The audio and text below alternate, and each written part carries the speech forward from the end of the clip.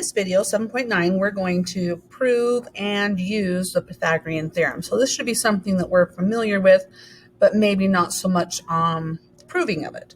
So before we do this, let's look at our warm-up.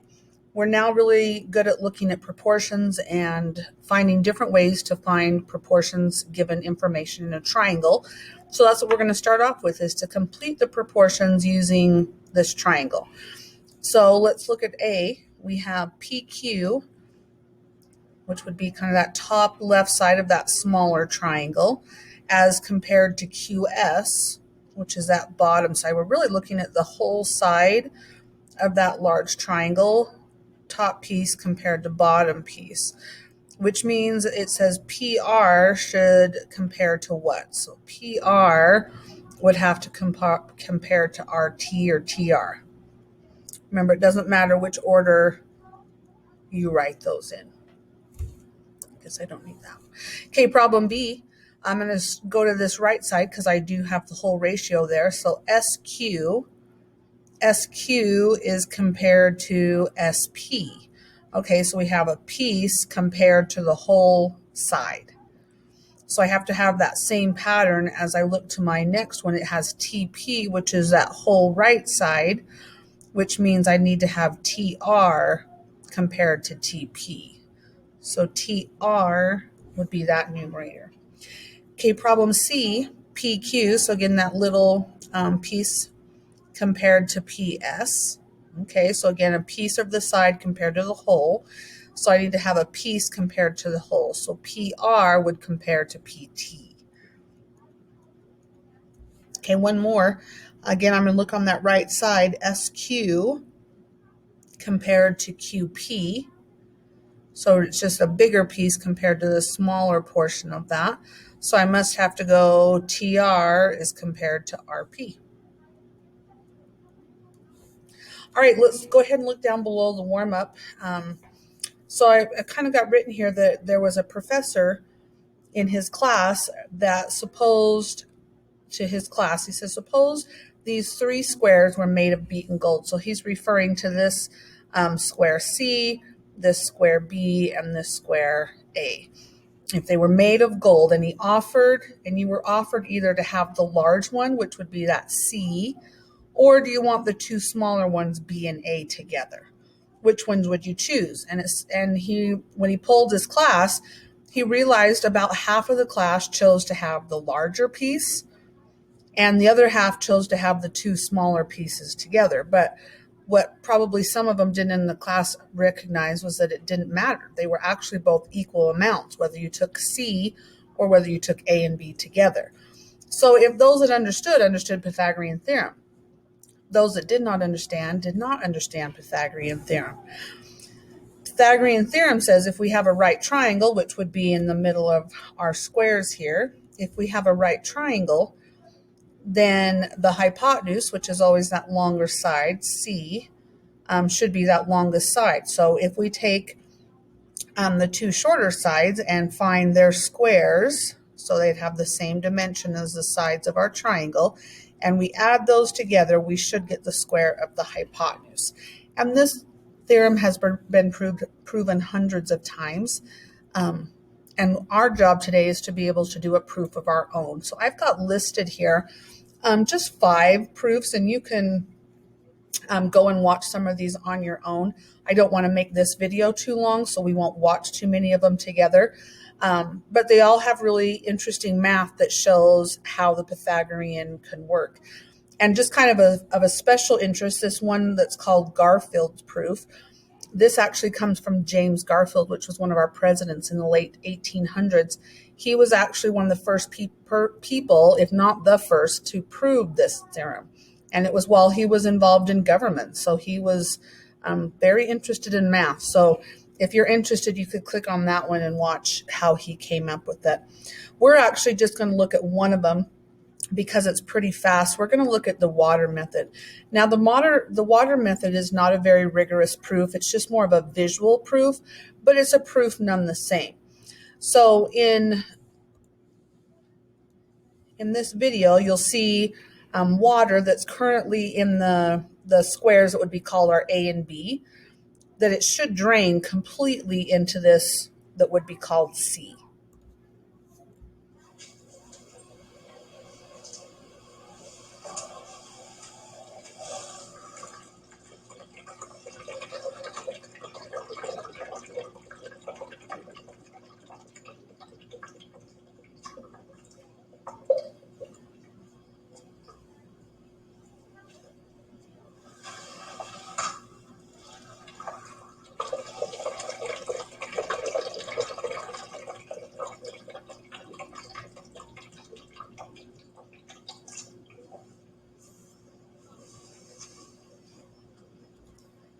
So kind of a cool, simple proof. Again, it's not very rigorous, but it's very visual to see that those two smaller squares are indeed the exact same as the larger square.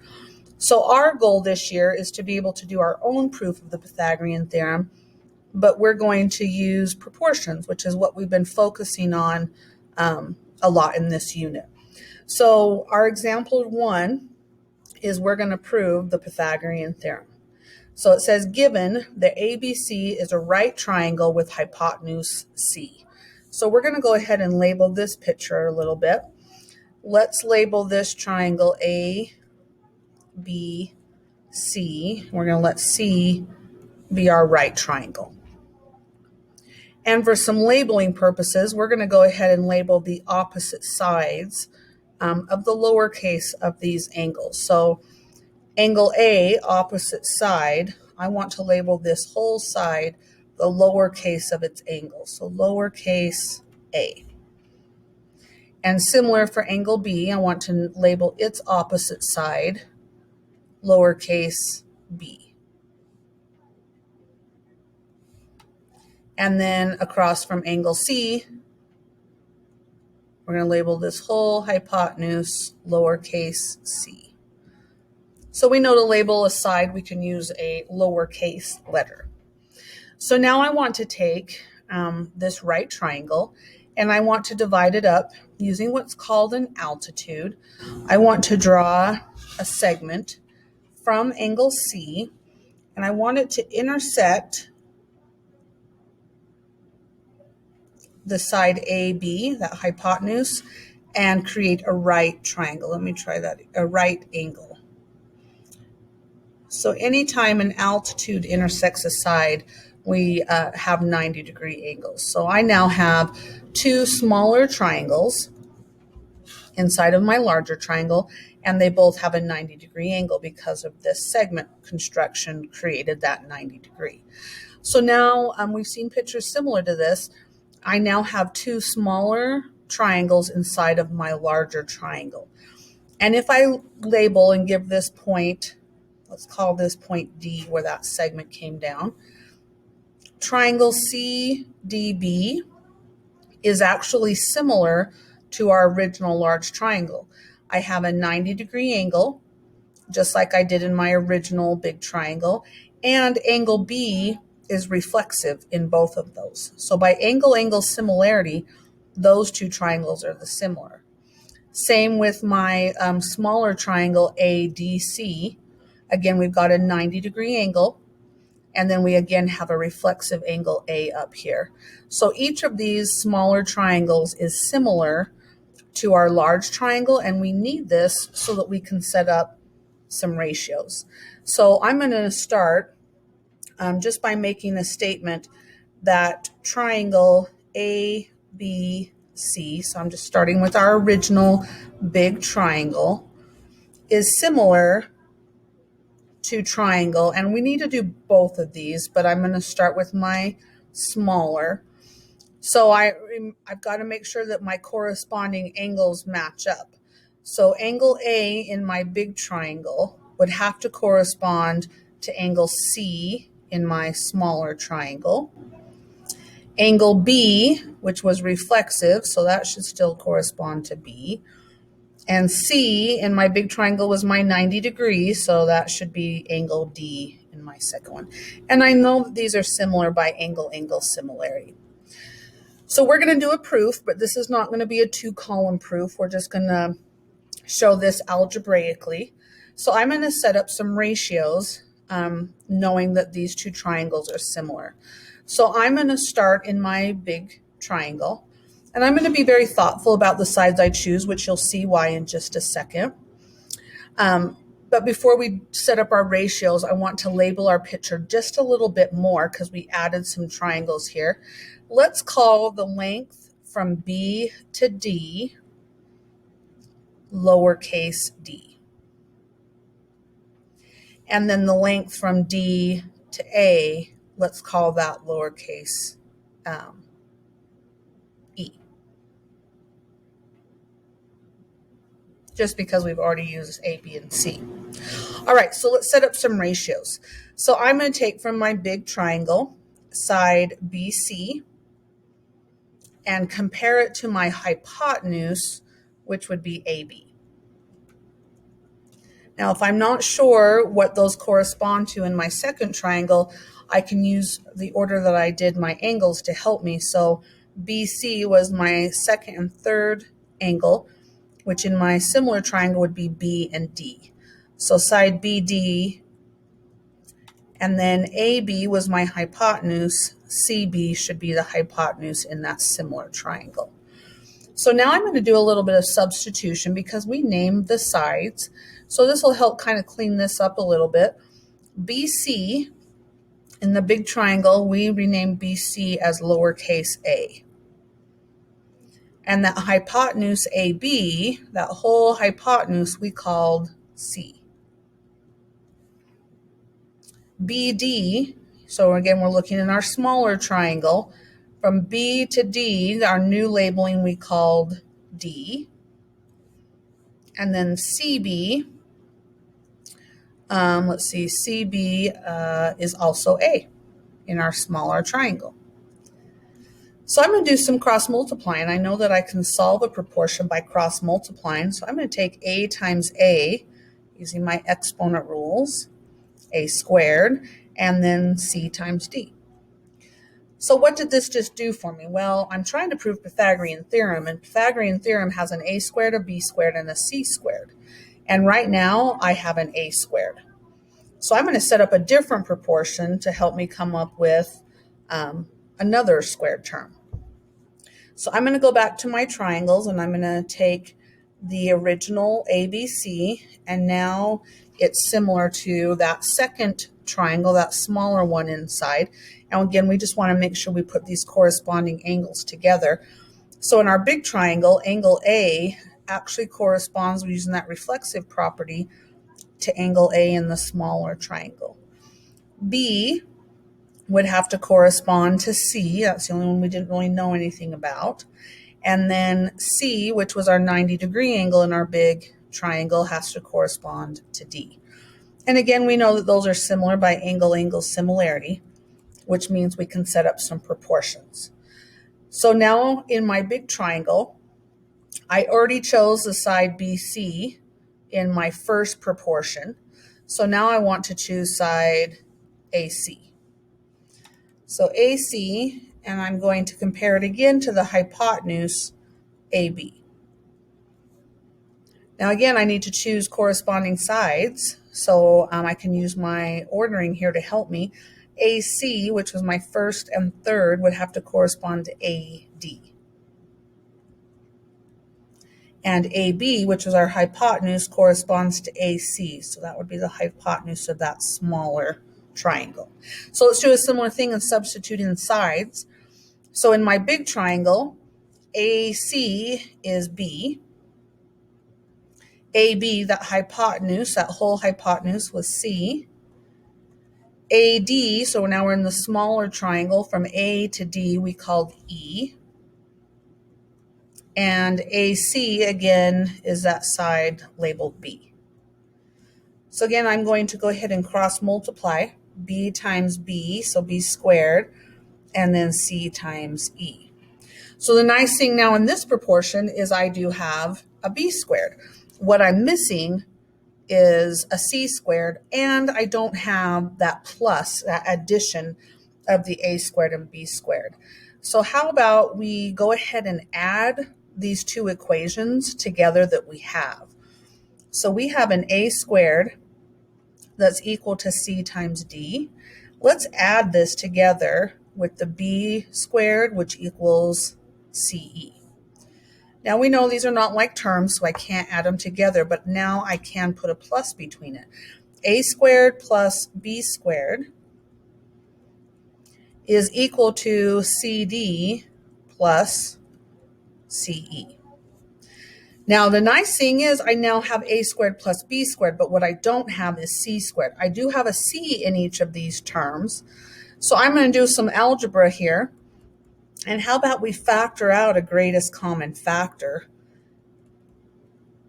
And now we have c times d plus e. Now I'm going to go back to my picture, because if we look at how this is labeled, d, which is a piece of that hypotenuse, if we were to add it to e, which is the rest of that hypotenuse, that whole length we could just call c. So how about we substitute? Instead of having d plus e, let's substitute in and call that c. So now I have a squared plus b squared that's equal to c times c, which we know c times c is c squared. And here we have the Pythagorean theorem. Pretty awesome that we can take these proportions, making sure we've labeled a triangle just so, and we can come up with the Pythagorean theorem. So you should be able to prove using proportions the Pythagorean theorem. The rest of our assignment, things we need to be able to do this year, is to be able to actually use it. Now we've used the Pythagorean theorem starting in 8th grade, so this part should not be too tricky. You will see some bigger numbers. I will expect you to simplify radicals, no decimals unless there's decimals in the problem. So as we look at problem A here, please make sure that you're recognizing that 90-degree angle, because opposite the 90-degree angle is the hypotenuse, which means our legs have to be the other two sides. So a squared plus b squared is equal to that hypotenuse squared. So we have 9 plus 9, so 18. And we know we have to take the square root to be able to solve for x. Please simplify. We know we can divide by 9, which would take the square root would be 3 and square root of 2. Now, maybe some of you are thinking, well, we just took a square root. Why don't we have a plus or a minus? And this is talking about length. So we really don't want that negative. So all of our answers will end up to be positive. Okay, problem B. Again, making sure I check that 90 degrees, knowing that opposite side is my hypotenuse. So my other two measurements will be my legs.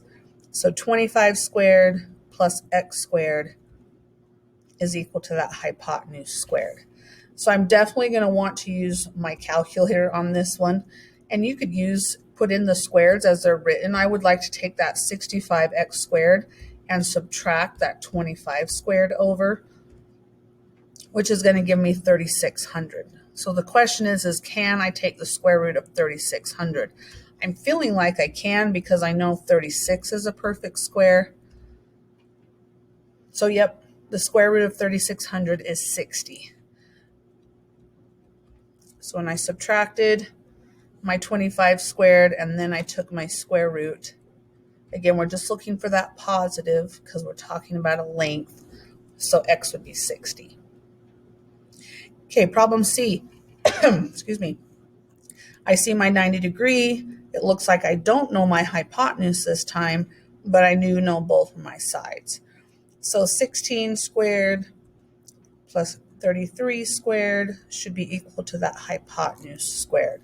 So again, I'm going to go back to my calculator and take 16 squared plus 33 squared should be 1350 or 1345. Now I'm not feeling as confident about 1345 as I was about the last problem, trying to see if I can simplify 1345. So I'm starting. I know it's not divisible by 4, but I'm just going to check anyway. My next perfect square is 9. Whoops. I have to type 1345 divided by 9. Nope, 1345 divided by 16. I'm not feeling good about this because I know it ends in a 5. But these bigger numbers, maybe I don't have that memorized as well. So I'd probably check a few of these if I'm not sure about a number. I'm just keeping getting decimals and thinking about how this is getting closer and closer, but I'm still getting decimal approximations.